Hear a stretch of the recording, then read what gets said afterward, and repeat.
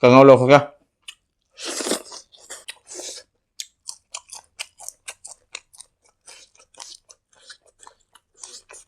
ai video jeng sen lang ma than tia ba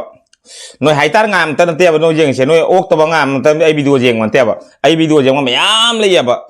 ai isa ai su mayam nai gi support to ri mayam le ya ba ai loi khangi ne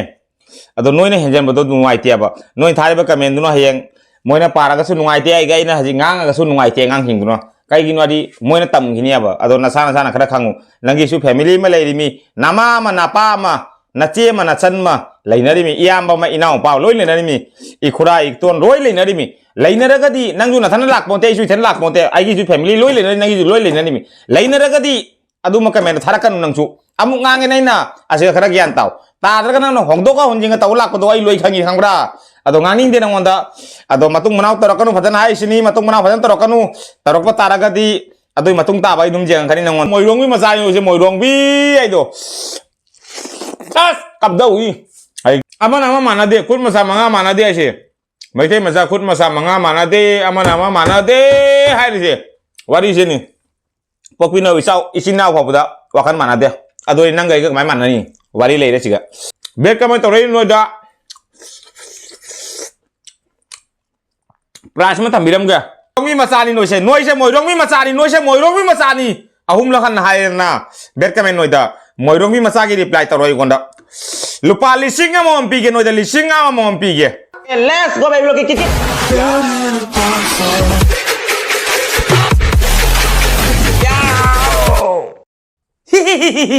hai maya gitu mata kasi ono video ang pudun la sa ngasi kari mathen chara dru maya miyang tabina segi mathen ma kana sigai kam jare ko asige la phui ro mo lai jare asige khoi sauri champun mo lai jare asige motor ga khoi gi kano ga usoi ga kangau mo lai jare wasoi ga mangan ga kangau mo lai jare asige ikai thibi lai jare ikai thibi theng bada supchan bi phaktok pi loi lai re sige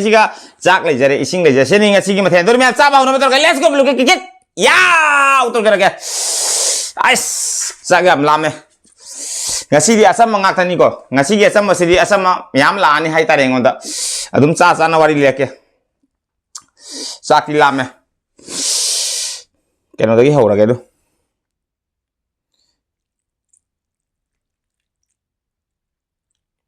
kano sina khoi gi tengko sina machu je phajadre ai tengko se steel gi loni ma khoi gi a ligla gi saman to bo glass loni ma aina pami glass aina pami ba tengko to phangda ba hai tare dukan na phangde online da su cheli byam phangde ahum lak sure online na chen ba sumain to ba glass ma da keno ma da khoi gi ligla gi tengko phajaba ma chan banya ba chen manya ba online da chen sunglak lak te hai tare ado la ma tung da mayam da uthorok chege ase ri phara phajadre ga to pa sing jeri khoi steel go ban ma jadre ba ai setup su mayam mai wali setup yam sem dri ba aina pa min posing nei phangri hai tare cha ba kam hujara ge hwa jam ngang ja ro ge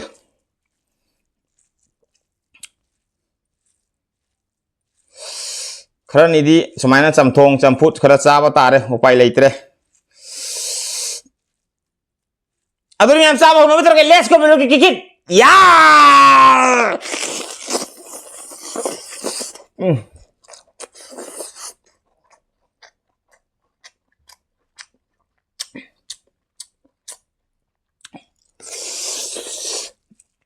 왜? phải hậu đấy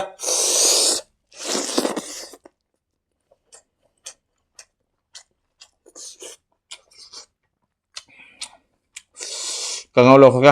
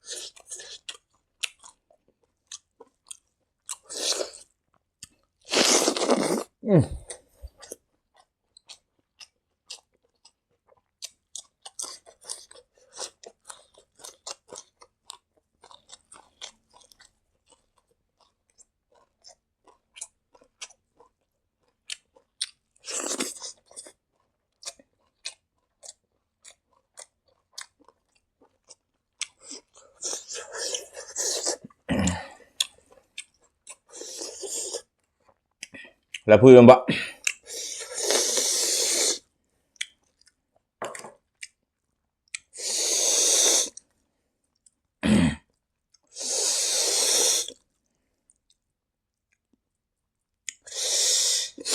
hawane manam nunsida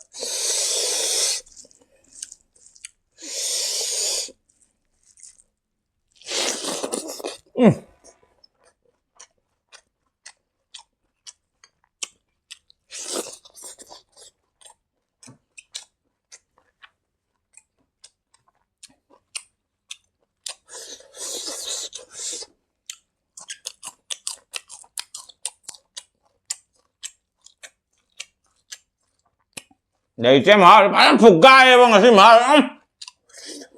xem đây bằng mà họ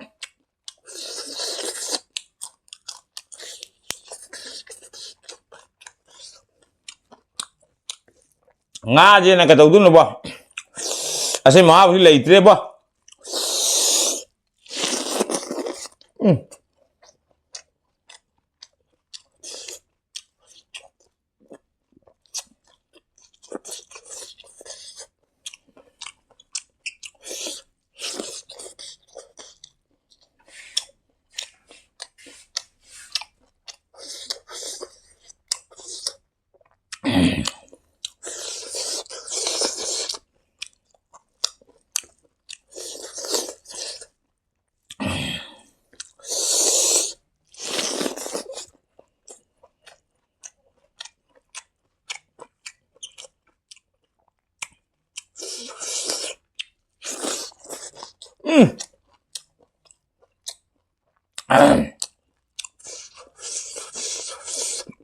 Kadang fugai ma we ba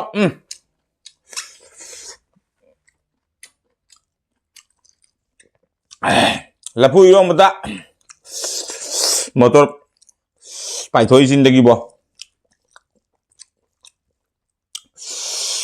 usoi ga mangan ga kango bo phajan fugai na ngasi ma hausi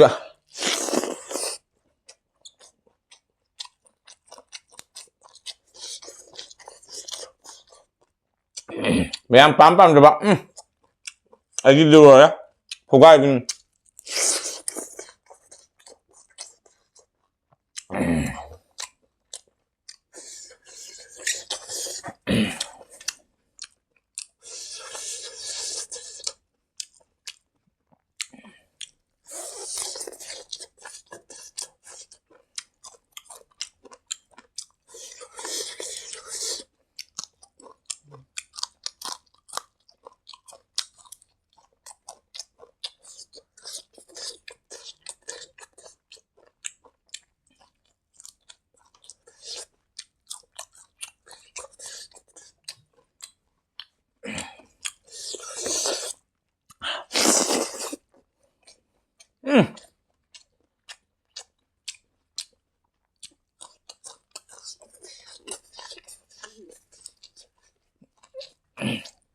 cái thì bên này vậy có lẽ tại đây còn gì bu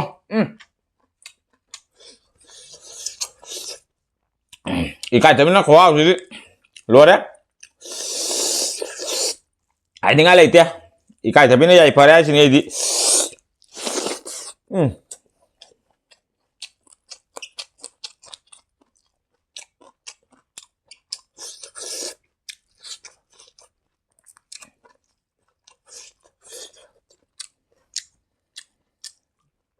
cái thì bên ngoài chứ tha vào lấy tiền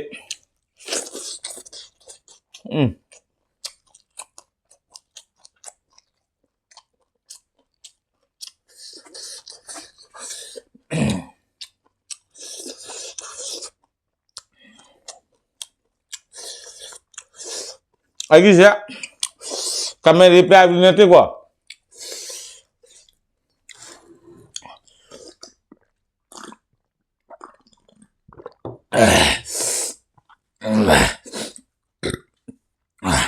ngang cái video tu coi này khá ngang vậy nè thà có comment số miếng u đây pun một cái thank you untuk thay rồi su apa bangang su patah bangang su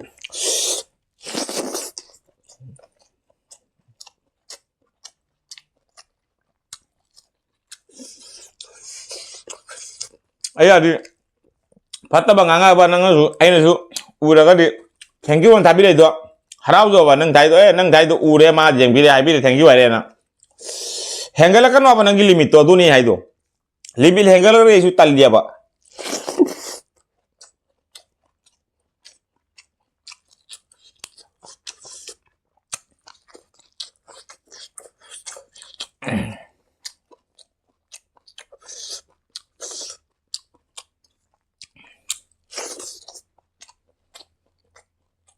ꯍꯧꯖꯤꯛꯁꯨ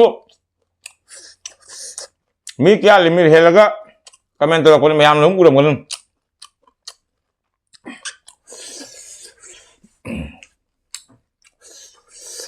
ꯃꯌꯥꯝ ꯇꯧꯔꯛꯄꯅꯤ ꯑꯗꯨꯒ ꯃꯔꯛꯇ ꯈꯔ ꯑꯩꯉꯣꯟꯗ ꯀꯩꯅꯣ ꯇꯧꯕ ꯍꯥꯏꯇꯥꯔꯦ ꯃꯤ ꯃꯃꯤꯡ ꯄꯜꯂꯣ ꯀꯅꯥꯝ ꯄꯜꯂꯣ ꯑꯩꯁꯨ ꯀꯃꯦꯟꯁꯨꯕꯨ ꯑꯗꯨꯒ ꯌꯥꯝ ꯍꯥꯏꯔꯔꯣꯏꯒꯦ ꯍꯥꯏꯔꯒꯗꯤ ꯅꯨꯡꯉꯥꯏꯔꯣꯏꯕ ꯑꯩꯉꯣꯟꯗ ꯑꯩ ꯚꯤꯗꯤꯑꯣ ꯌꯦꯡꯕ ꯉꯥꯛꯇꯅꯤ ꯄꯨꯝꯅꯃꯛꯁꯨ ꯈꯪꯉꯒꯗꯤ ꯑꯗꯨꯛ ꯌꯥꯝꯅ ꯈꯪꯕ ꯁꯥꯔꯒꯗꯤ ꯑꯣꯖꯥ ꯁꯥꯔꯒꯗꯤ ꯊꯥꯔꯛꯏꯕ ꯐꯠꯇꯕ ꯃꯌꯥꯝꯗꯣ ꯑꯗꯨꯒ ꯅꯣꯏꯅ ꯈꯔ ꯆꯪꯉꯒ ꯑꯐꯕ ꯂꯝꯕꯤꯗ ꯈꯔ ꯇꯥꯛꯄꯤꯌꯣꯕ ꯑꯩꯉꯣꯟꯗ ꯇꯥꯛꯄꯒꯤ ꯃꯍꯨꯠꯇ ꯃꯉꯣꯟꯗ ꯈꯔ ꯇꯥꯛꯄꯤꯌꯣꯕ ꯑꯩꯉꯣꯟꯗꯕꯨ ꯇꯥꯏ ꯈꯪꯉꯤ ꯑꯩ ꯏꯁꯥꯅ ꯈꯪꯉꯤ ꯑꯩ ꯑꯐꯕ ꯂꯝꯕꯦꯟ ꯐꯠꯇꯕ ꯂꯝꯕꯦꯟ ꯈꯪꯉꯦꯕ ꯁꯣꯁꯤꯌꯦꯜ ꯃꯤꯗꯤꯌꯥ ꯑꯃ ꯄꯥꯏꯕꯁꯦ ꯑꯩꯈꯣꯏꯁꯨ ꯈꯪꯗꯅ ꯄꯥꯏꯅꯤꯡꯗꯦ ꯑꯩꯈꯣꯏ ꯂꯣꯏ ꯈꯪꯉ ꯄꯥꯏꯔꯤꯃꯤꯅꯦ ꯑꯗꯣ ꯃꯣꯏꯅ ꯈꯔ ꯇꯥꯛꯎꯁꯨ ꯑꯩꯅꯗꯣꯅꯤ ꯑꯩꯅ ꯍꯥꯏꯗꯣ ꯑꯩꯉꯣꯟꯗ ꯇꯥꯛꯁꯤꯜꯂꯛꯀꯅꯣꯕ ꯇꯥꯛꯂꯛꯏꯕ ꯅꯣꯏꯁꯦ ꯑꯩ ꯀꯅꯥꯅꯣ ꯂꯣꯏ ꯈꯪꯉꯦꯕ ꯑꯗꯣ ꯃꯤ ꯄꯨꯝꯅꯃꯛꯇ ꯍꯥꯏꯕ ꯅꯠꯇꯦꯀꯣ ꯃꯤ ꯑꯃ ꯑꯅꯤꯀ ꯐꯥꯔꯒ ꯑꯩ ꯍꯥꯏꯔꯛꯄꯅꯤꯀꯣ ꯃꯤ ꯄꯨꯝꯅꯃꯛꯇ ꯍꯥꯏꯗꯦ ꯃꯤ ꯃꯃꯤꯡ ꯄꯜꯂꯣꯏ ꯃꯤ ꯃꯤꯡ ꯄꯟꯅ ꯈꯣꯠꯅ ꯋꯥ ꯉꯥꯡꯉꯔꯣꯏ ꯑꯗꯨꯅꯤ ꯍꯥꯏꯁꯦ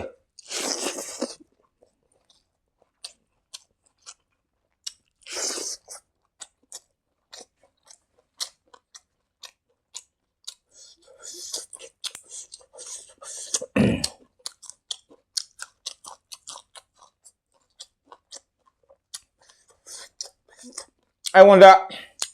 ꯏꯆꯦ ꯏꯆꯜ ꯕ꯭ꯔꯗꯔ ꯁꯤꯁꯇꯔ ꯏꯃꯥ ꯏꯄꯥ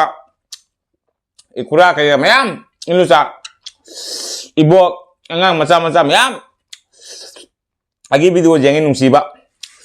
ꯅꯨꯡꯁꯤꯅꯕ ꯀꯃꯦꯟ ꯊꯥꯔꯛꯏ ꯃꯣꯏꯗ ꯍꯥꯏꯕ ꯅꯠꯇꯦ ꯍꯥꯏꯁꯦ ꯃꯔꯛꯇ ꯆꯪꯉꯛꯏꯕ ꯅꯣꯏ ꯈꯔ ꯑꯃꯗꯣ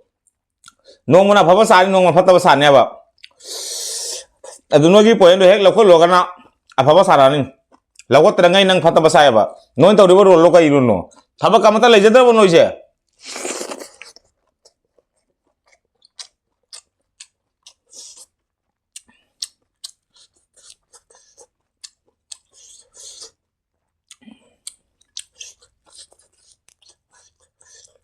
ꯊꯕꯛ ꯂꯩꯇ꯭ꯔꯒꯗꯤ ꯑꯩ ꯁꯨꯃꯥꯏꯅ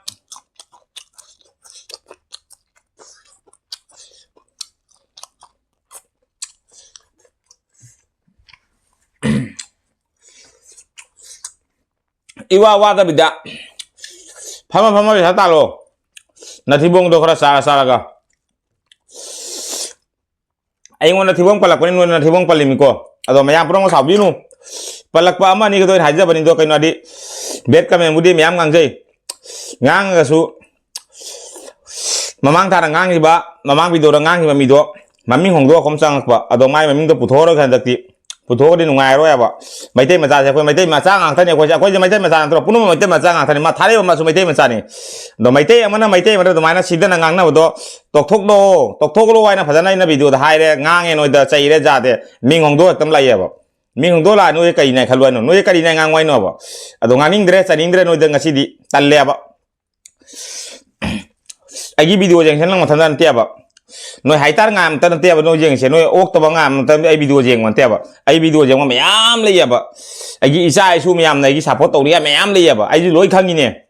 ꯑꯗꯣ ꯅꯣꯏꯅ ꯍꯦꯟꯖꯟꯕꯗꯣ ꯅꯨꯡꯉꯥꯏꯇꯦꯕ ꯅꯣꯏ ꯊꯥꯔꯤꯕ ꯀꯃꯦꯟꯗꯨꯅ ꯍꯌꯦꯡ ꯃꯣꯏꯅ ꯄꯥꯔꯒꯁꯨ ꯅꯨꯡꯉꯥꯏꯇꯦ ꯑꯩꯅ ꯍꯧꯖꯤꯛ ꯉꯥꯡꯉꯒꯁꯨ ꯅꯨꯡꯉꯥꯏꯇꯦ ꯑꯉꯥꯡꯁꯤꯡꯗꯨꯅ ꯀꯩꯒꯤꯅꯣꯗꯤ ꯃꯣꯏꯅ ꯇꯝꯈꯤꯅꯦꯕ ꯑꯗꯣ ꯅꯁꯥꯅ ꯈꯔ ꯈꯪꯉꯨ ꯅꯪꯒꯤꯁꯨ ꯐꯦꯃꯤꯂꯤ ꯑꯃ ꯂꯩꯔꯤꯃꯤ ꯅꯃꯥ ꯑꯃ ꯅꯄꯥ ꯑꯃ ꯅꯆꯦ ꯑꯃ ꯅꯆꯟ ꯑꯃ ꯂꯩꯅꯔꯤꯃꯤ ꯏꯌꯥꯝꯕ ꯑꯃ ꯏꯅꯥꯎꯄꯥ ꯂꯣꯏ ꯂꯩꯅꯔꯤꯃꯤ ꯏꯈꯨꯔꯥ ꯏꯇꯣꯟ ꯂꯣꯏ ꯂꯩꯅꯔꯤꯃꯤ ꯂꯩꯅꯔꯒꯗꯤ ꯅꯪꯁꯨ ꯅꯊꯟꯗ ꯂꯥꯛꯄꯣꯟꯇꯦ ꯑꯩꯁꯨ ꯏꯊꯟꯗ ꯂꯥꯛꯄꯣꯟꯇꯦ ꯑꯩꯒꯤꯁꯨ ꯐꯦꯃꯤꯂꯤ ꯂꯣꯏ ꯂꯩꯅꯔꯤ ꯅꯪꯒꯤꯁꯨ ꯂꯣꯏ ꯂꯩꯅꯔꯤꯃꯤ ꯂꯩꯅꯔꯒꯗꯤ ꯑꯗꯨꯃ ꯀꯃꯦꯟꯗ ꯊꯥꯔꯛꯀꯅꯨ ꯅꯪꯁꯨ ꯑꯃꯨꯛ ꯉꯥꯡꯉꯦ ꯑꯩꯅ ꯑꯁꯤꯗ ꯈꯔ ꯒ꯭ꯌꯥꯟ ꯇꯥꯎ ꯇꯥꯗ꯭ꯔꯒ ꯅꯪꯅ ꯍꯣꯡꯗꯣꯛꯀ ꯍꯣꯟꯖꯤꯟꯒ ꯇꯧ ꯂꯥꯛꯄꯗꯣ ꯑꯩ ꯂꯣꯏ ꯈꯪꯉꯤ ꯈꯪꯕ꯭ꯔꯥ ꯑꯗꯣ ꯉꯥꯡꯅꯤꯡꯗꯦ ꯅꯪꯉꯣꯟꯗ ꯑꯗꯣ ꯃꯇꯨꯡ ꯃꯅꯥꯎ ꯇꯧꯔꯛꯀꯅꯨ ꯐꯖꯅ ꯍꯥꯏꯁꯤꯅꯤ ꯃꯇꯨꯡ ꯃꯅꯥꯎ ꯐꯖꯅ ꯇꯧꯔꯛꯀꯅꯨ ꯇꯧꯔꯛꯄ ꯇꯥꯔꯒꯗꯤ ꯑꯗꯨꯏ ꯃꯇꯨꯡ ꯇꯥꯕ ꯑꯩ ꯑꯗꯨꯝ ꯌꯦꯡꯉꯛꯀꯅꯤ ꯅꯪꯉꯣꯟꯗ ꯑꯗꯨꯅꯤ ꯉꯥꯡꯅꯤꯡꯗꯦ ꯅꯣꯏꯗ ꯌꯥꯝꯅ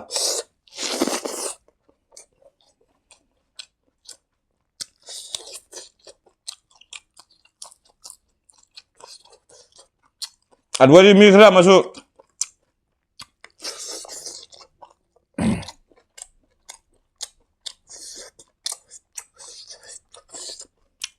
ꯚꯤꯗꯤꯑꯣ ꯌꯦꯡꯗꯅ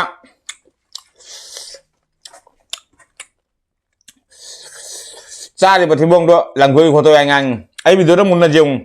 ꯌꯦꯡꯉ ꯍꯥꯏꯔꯣ ꯌꯦꯡꯗꯕꯤꯗ ꯑꯃꯨꯛ ꯀꯃꯦꯟ ꯊꯥꯔꯛꯀꯅꯨ ꯑꯩꯉꯣꯟꯗ ꯌꯦꯡꯉꯨ ꯍꯥꯟꯅ ꯑꯩꯅ ꯆꯥꯔꯤꯕ ꯆꯥꯛꯁꯦ ꯅꯣꯏꯅ ꯄꯤꯔꯛꯄ ꯅꯠꯇꯦ ꯑꯩꯅ ꯁꯨꯔ ꯆꯥꯔꯤꯃꯤ ꯑꯩ ꯀꯔꯤꯒꯤ ꯍꯨꯟꯗꯣꯛꯀꯅꯤ ꯁꯤꯁꯦ ꯑꯁꯤ ꯑꯩꯒꯤ ꯄꯨꯟꯁꯤꯅꯤ ꯁꯤꯁꯦ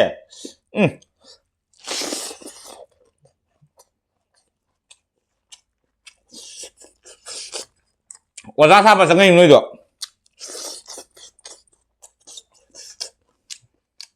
ꯃꯔꯝ ꯂꯩꯇꯅ ꯑꯐꯕ ꯁꯥꯕ ꯒꯥꯏꯗꯣ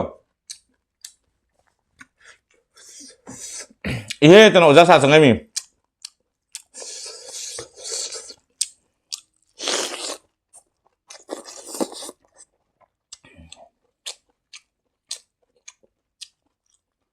너희들이 뭐 이런 거 맞아 해봐 살아 오빠 될 때. 아이 물론 지금 대 하면 양강비나 난강이 론다 돈이 난강이라 돈다 다니나 뭐 이런 거 맞아 이거지 뭐 이런 거 맞아 아이가 만나라는 거 아무로 상으로 뭐 이런 거 맞아 이거지 뭐 이런 비 아이도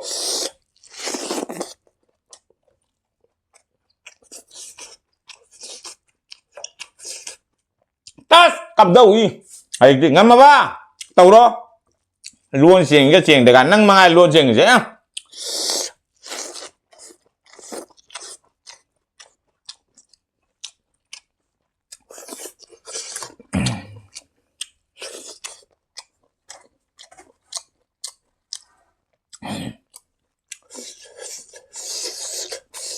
pawar sudah itu napa besar ha nanti pawar nanti bolkes ban siapa punya ha nanti baru bol bolkes nang khalu bonang khali do hadi 5G special ini baru bol bolkes nang kacang momoy noi dengan batal le ngaju kada sao na video semu buda lu khare Facebook ta lu khare ise ulta thado ka moina oi da khara ngangsel laga lu khare ulta baila ta hang khare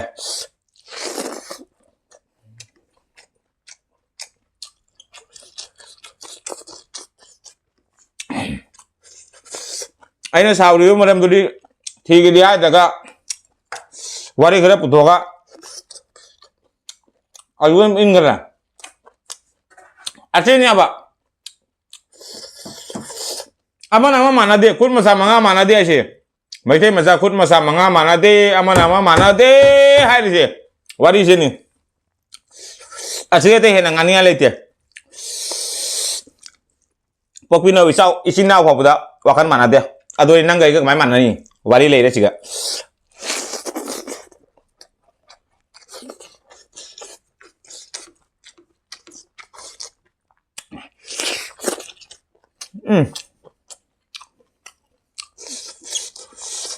mahal nó mahal một rồi mà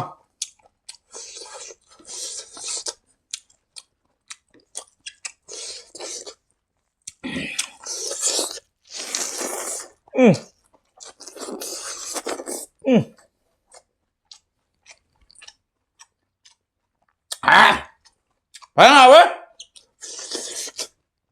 phun bị mahal cái cái gì mà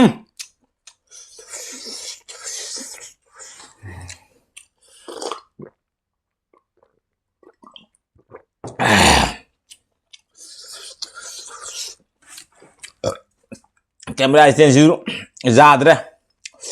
mai su ngandre ngasi dia numin ini humni mu sura mataki mai su du mari ka ngalam mataki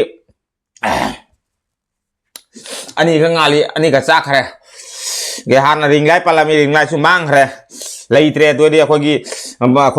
bulb macha gum ma taw daga samaina son side tagi ngalaga samaina thambasina se ujari khara haitare ware khara sem se adu ge moirong bi macha khara na bed comment sina wai sare moirong bi macha sing sina bed comment na wai sare ne taw jam khangdre ne bo mara mata khanjare sire sire kan khanja ko jawre adu no moirong bi macha noi da tai si do ro ha ha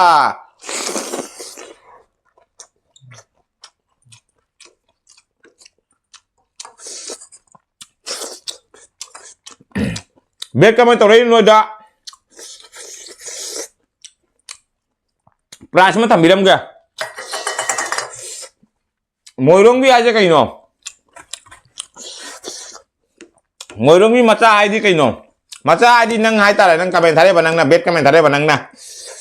นาซานุ่งข้างมาจ้าไอ้ดีไอ้เนี่ยนะมวยร้องวิอาจจะกันดีวานไว้นะผมจะขัดหรอมวยร้องวิอาตัวนู้นน่ะมาหายไปนะเต้นู้นน่ะปลาหายไปนะเต้อะตัวขังเอาหรอมึงตั้งมุนน่ะขังเอาหรอเบ็ดก็เป็นหน่วยอาศัยรีบไปเบียร์ก็ต้องหน่วยแต่ลูกป้าลิซิงก์มาไม่น่าดีใจกับปากกันนี่contact to halakani noida contact to ka gp hapakani natraga nangi mobile sa hapakani moirong mi masani noise moirong mi masani ahum lakan hairna berkamen noida moirong mi masagi reply to roi gonda lupa lising mo ampige noida lising mo ampige tawrong to jenge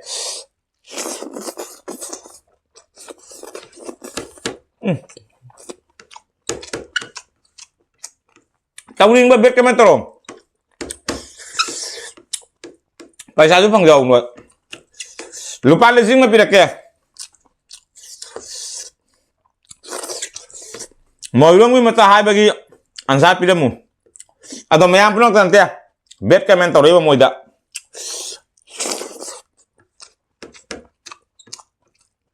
मैं यहाँ भी ना 20K जो कौन मिलता है ना चलो करें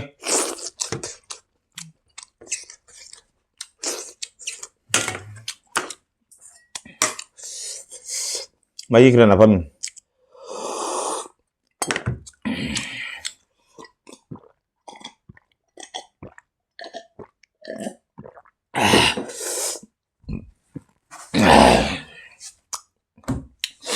Pagi nanti ini hai sih hamra. Bet kau main toroi ban noida. Apa dah hai ban tiya?